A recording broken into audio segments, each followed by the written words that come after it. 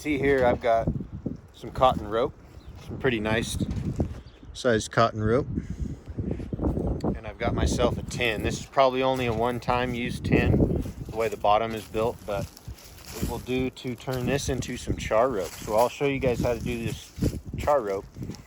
Very similar to making any other type of char material. You don't have to use big cotton rope. You can use little cotton rope. It works all the same.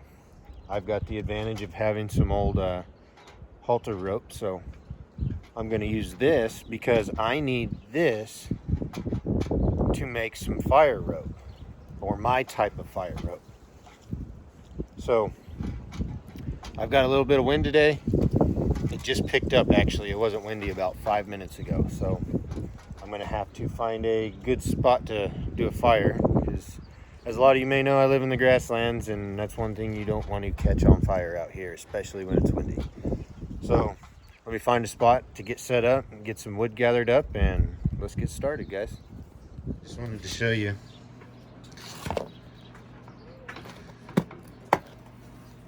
I've got this packed 2 coils, so it's got a top coil and a bottom coil.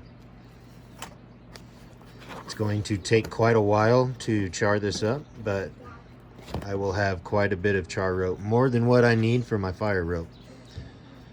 But I'll probably char it this way. This bottom is not in here the best, so probably char this upside down because I don't want the bottom to fall out and burn up all my char rope. So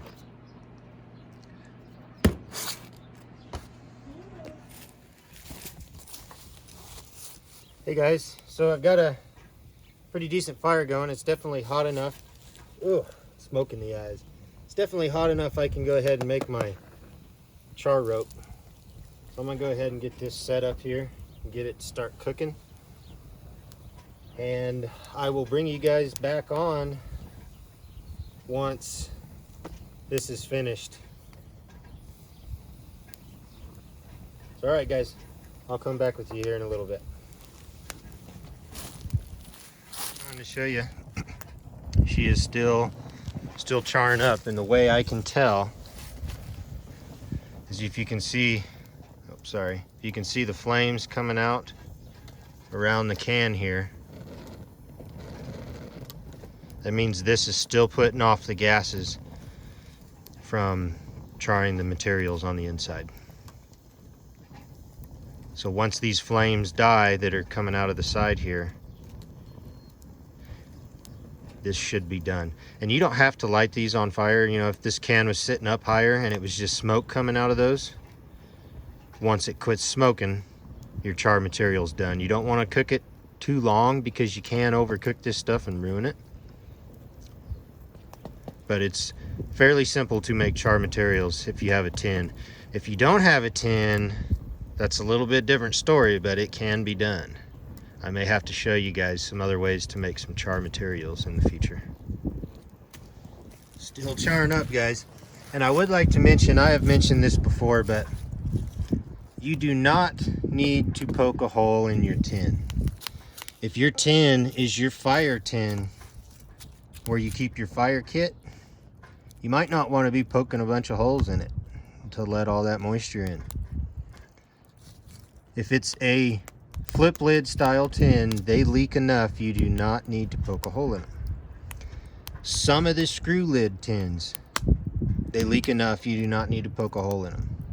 However, some of the screw lid tins, and I know from personal experience, I had this happen once. If you get the lids on too tight and they don't leak anywhere, they will explode. Not enough to probably hurt you or kill you, but I mean, you could get hurt. It could throw ash and such in your eyes, or coals and things. So if your tin is a screw-on lid, I would recommend poking a hole. It doesn't have to be a very big hole, but I would recommend poking a hole, because some of the screw lids, they do not leak enough to let the gas out quick enough, because essentially what you create here is a bomb. If the gas has nowhere to go, it just expands until the metal can't take it anymore, and it explodes.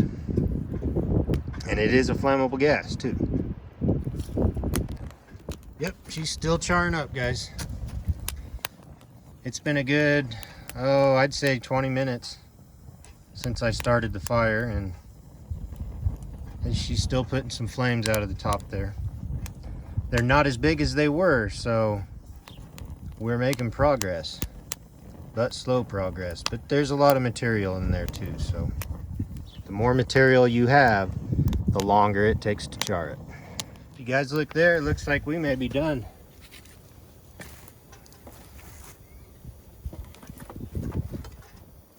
No more flames coming out of our can.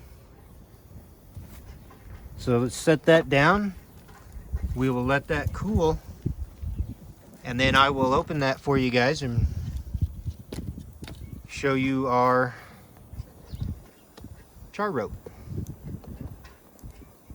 I do want to mention, guys, I've mentioned this before. When this is hot, you do not want to open it.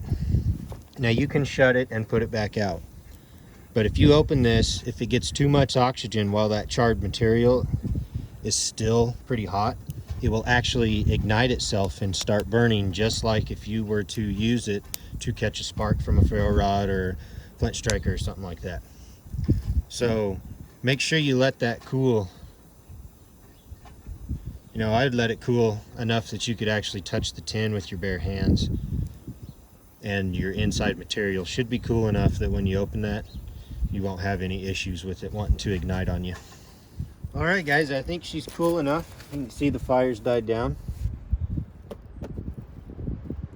Yeah, she's definitely cool enough, so let's see what we've got in here.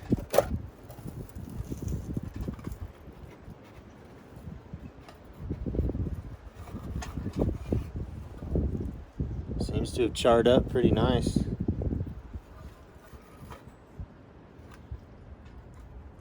So, all right, guys, how you make char rope. Figured I'd show you guys a little bit of this char rope.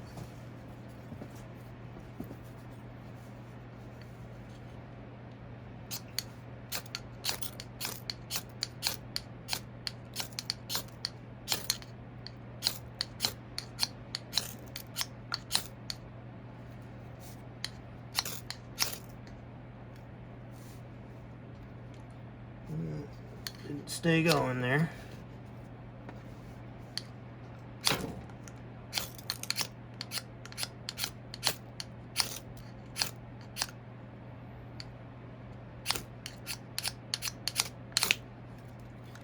Yeah, I got a piece that you can see it glowing down in there. And that'll just keep burning and keep growing and growing.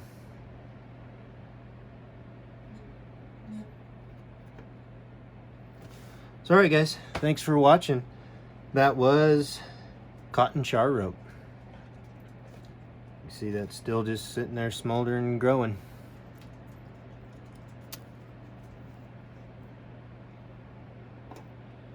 Till the next one, guys.